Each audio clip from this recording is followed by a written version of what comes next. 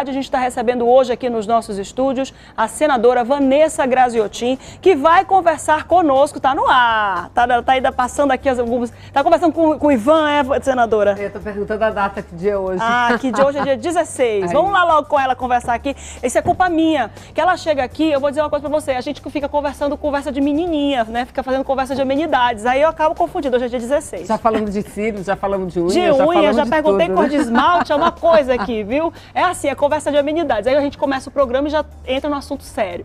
11 horas e 24 minutos, um ótimo dia. Muito obrigada por ter vindo mais uma vez aqui nos nossos estúdios.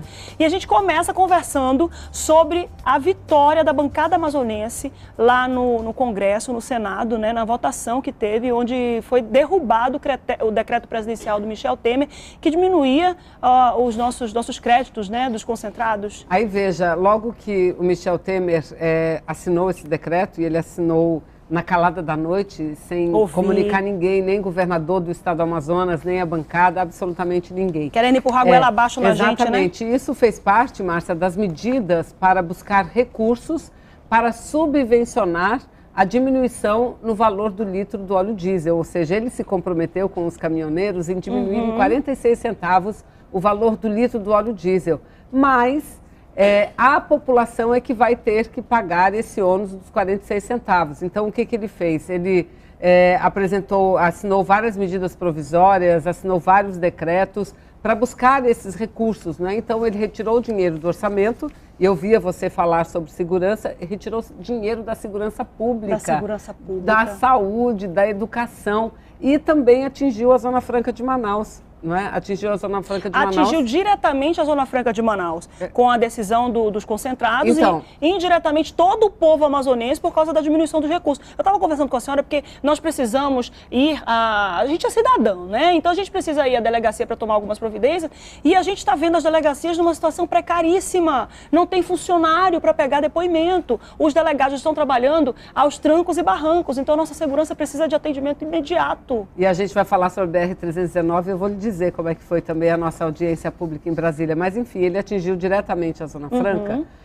no sentido que ele retirou, porque a diminuição, o aumento no valor, a diminuição no valor do IPI significa retirar todo o incentivo fiscal do setor de bebidas e concentrados aqui da Zona Franca de Manaus. Em outras palavras, se não há incentivo fiscal, não há por que as indústrias continuarem aqui. Por isso a bancada toda se mobilizou.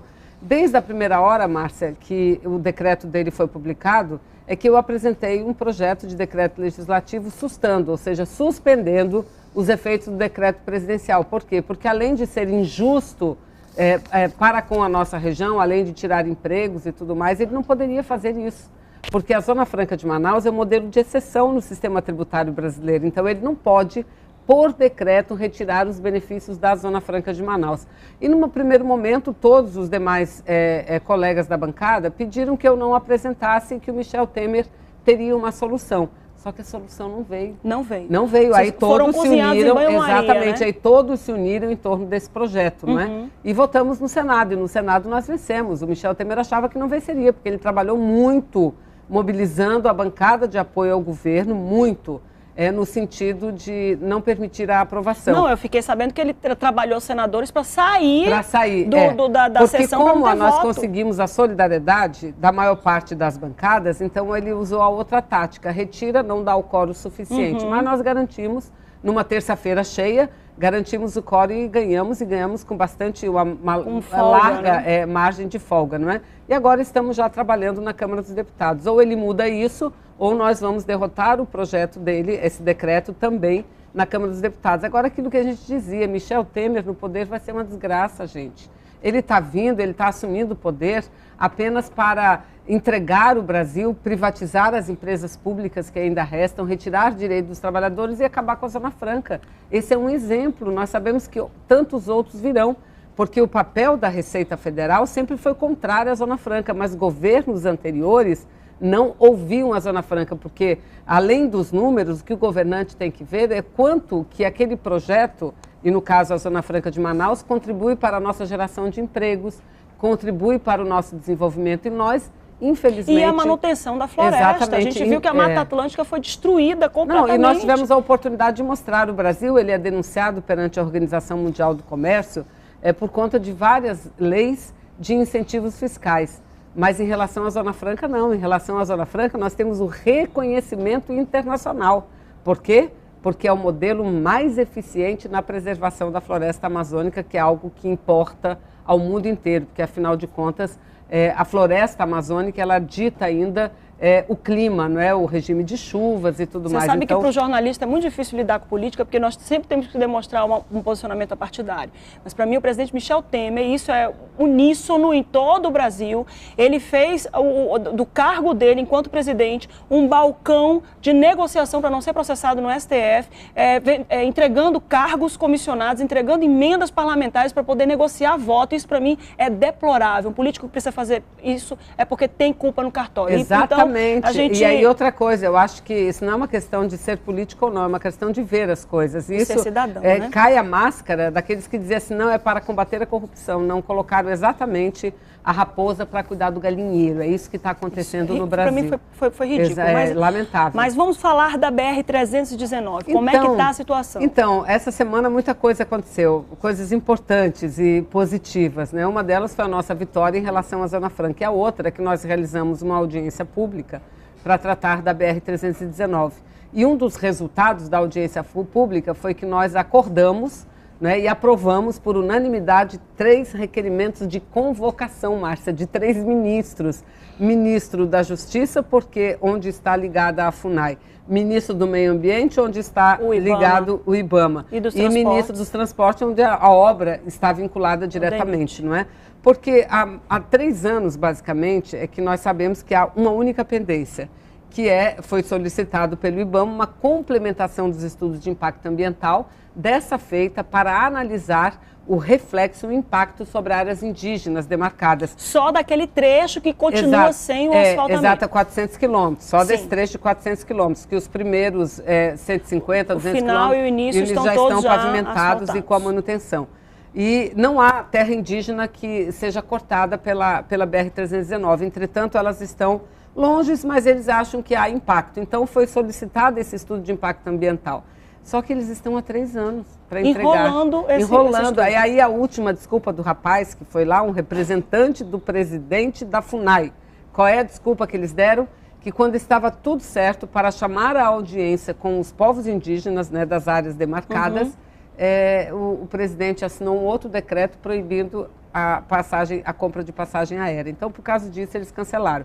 E por também não ter pessoal suficiente, ou seja, o que acontece na segurança acontece aí também. Esse é o reflexo da falência do Estado, gente. O modelo de administração pública está falindo, né? Exatamente, um país que não deixa de pagar os juros, mas corta onde? Não é no servidor público, ele corta no serviço público, aquele que fala diretamente com a população na área da segurança, na área da saúde. Agora, o Congresso aprovou um sistema único de segurança pública, tipo o SUS da saúde, foi aprovado de segurança pública. Mas precisa de dinheiro. Uma forma de padronizar toda essa atenção e integrar, né? Exatamente, integrar as polícias militares com as polícias civis dos estados, da União, do Guarda Municipal, tudo, integrar tudo para que não haja duplicidade e assim com uma quantidade menor, um contingente menor de pessoas possa desenvolver um bom trabalho. Só que precisa de dinheiro. O que eles fizeram? Michel Temer cortou da área do FIES, que é o financiamento do ensino superior para a juventude,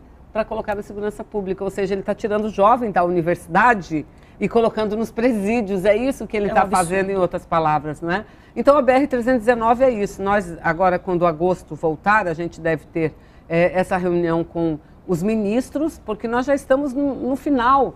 Então, o que nós queremos? Que o Instituto do Índio, né, que é a FUNAI, a Fundação Nacional do Índio, entregue esse estudo de impacto ambiental, e aí a gente sabe que não terá maiores problemas, e aí sim, com esse estudo concluído, é que nós vamos poder ter a licença para o asfaltamento da BR-319, que para nós isso é fundamental. E tem data para isso?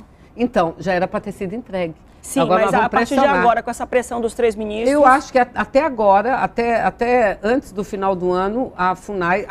eu tenho certeza que é isso que nós vamos exigir. Que tem que intensificar, a única coisa que falta é fazer a audiência pública. Feita a audiência pública, a FUNAI, ou a empresa que desenvolve esse trabalho, já estará apta para entregar para o Instituto do Meio Ambiente esse trabalho. E como todos os demais já foram analisados, faltava apenas essa, por outro lado, o IBAMA só vai analisar esse estudo. Então, eu creio que daqui a 2, 3 meses, no mais tardar, a gente tem concluído o estudo de impacto ambiental, e aí, mãos à obra, porque daí não vai mais ter desculpa. Não vai ter desculpa, aí não vai mais ter desculpa. A gente acompanhou que teve um ônibus que ficou 7 dias com 16 pessoas dentro, ilhados nesse trecho da BR-319, estavam indo para Rio Preto da Eva num encontro religioso e ficaram passando fome, sede, uma agonia danada. Tem 16 anos, Márcia, que a gente luta pela recuperação dessa BR. É um absurdo 16 anos, isso contando de 2002 para cá, né? Vamos conversar sobre privatização? Então, Márcia, esse é um problema grave, né? Mas também eu acho que a gente já pode dizer que nós, devagarinho, mesmo em minoria no Congresso Nacional, a gente tem colhido algumas vitórias por parte da luta que a gente desenvolve de resistência a essa política, que não é uma política para melhorar a economia do Brasil. Pelo contrário, o desemprego, infelizmente, lamentavelmente, é crescente, mas é uma política que, eu repito, ela só serve para garantir os interesses dos grandes empresários e empresários estrangeiros. O exemplo está nisso aí. Ele vai tirar da Zona Franca, nesse caso que nós estamos dizendo, ele quer, porque ele não vai, porque nós não vamos deixar. Mas ele quer tirar da Zona Franca para quê? Para entregar para o caixa da Shell, da Ipiranga e da própria Petrobras. Ele não chamou as empresas para dizer, olha, vocês têm condições de bancar quanto na diminuição do custo do óleo diesel? Nem chamou. Ele simplesmente está tirando dinheiro do povo para entregar no caixa dessas empresas. Acreditam num negócio desse, mas está lá a medida provisória 838, que ele diz, o dinheiro todo que o governo arrecadará será repassado para as empresas importadoras, não é só as produtoras, não, produtoras e importadoras de petróleo.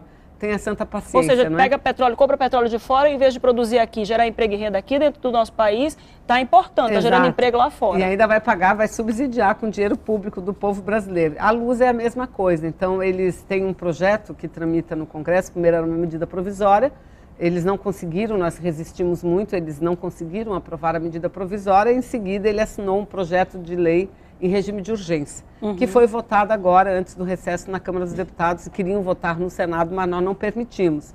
E aí contamos com o apoio da presidência. Não, é um absurdo, não dá para votar um projeto assim em 2, 3 dias, nós precisamos de tempo para debater. Porque o que eles querem é ajeitar a situação econômica dessas 6 distribuidoras, entre elas a nossa Amazonas Energia, para que elas se tornem empresas atrativas e assim sejam privatizadas. Agora, veja bem, dizem, porque a gente não tem exatamente os números, até hoje eles não nos forneceram esses números, mas tudo indica que a dívida, Márcia, da Amazonas Energia seja em torno de 20 bilhões de reais, a dívida. Então, o que eles querem? Aprovar uma lei para que essa dívida seja assumida pela União, ou Eletrobras, numa parte, a outra parte dela seja distribuída para ser paga pelos consumidores, ou seja, será embutida na conta da luz. Para tornar uma empresa solvente com sem nenhuma dívida, e aí vende. Por quanto? 50 mil reais. 50 mil reais. Aí eles dizem o seguinte, quando a gente questiona, mas como que vai vender uma empresa que tem um patrimônio de mais de 15 bilhões de reais por 50 mil? 50 mil é menos do que um carro popular. É menos do que um carro, é 50 mil, não são 50 milhões, não. 50 mil reais querem vender.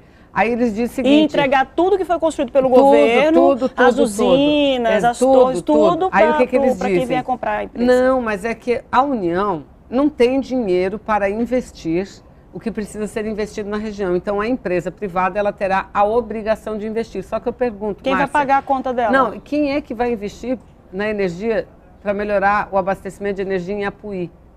Quem é que vai investir em Itacoatiara? Quem é que vai investir em Curitiba, Maranhão? Não tem lucro. A única praça que dá lucro é Manaus.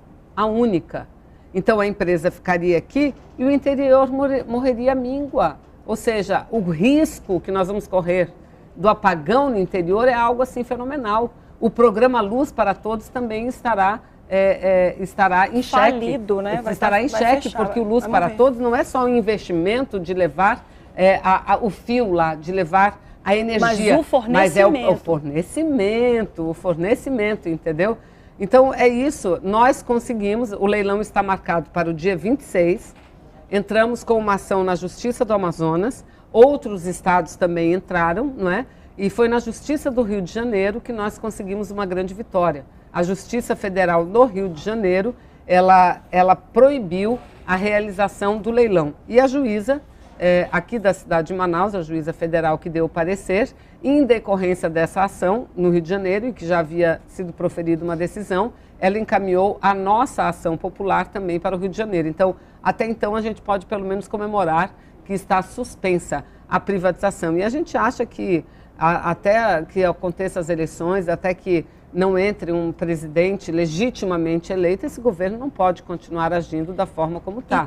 Porque ele está entregando, né? Está atropelando tudo, tirando tudo. A gente tem falado muito sobre a reforma trabalhista, né?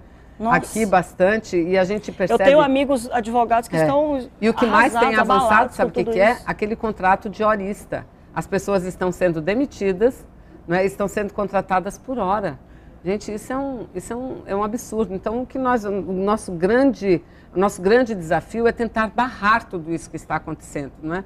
Porque conseguimos barrar, pelo menos temporariamente, a privatização da Eletrobras, conseguimos barrar a reforma da Previdência, mas se eles continuarem no poder, não tenham dúvida, o que eles querem fazer é acabar com a aposentadoria do povo brasileiro. E aí temos que olhar quem é que colocou o Temer lá e quem é que manteve, como você disse, o Temer lá. 11h40. Muito obrigada, senadora, por ter vindo mais uma vez conversar sobre todos esses assuntos. É importante que todo mundo tenha em mente e esclarecidos os pontos que interferem diretamente na nossa geração de emprego e renda, na nossa qualidade de vida, e toda a bancada amazonense no Senado está trabalhando para poder manter e ser representativo representar todo o povo, todos os estados lá no Congresso. Muito obrigada por ter vindo hoje aqui. Márcia, muito obrigada. Olha, você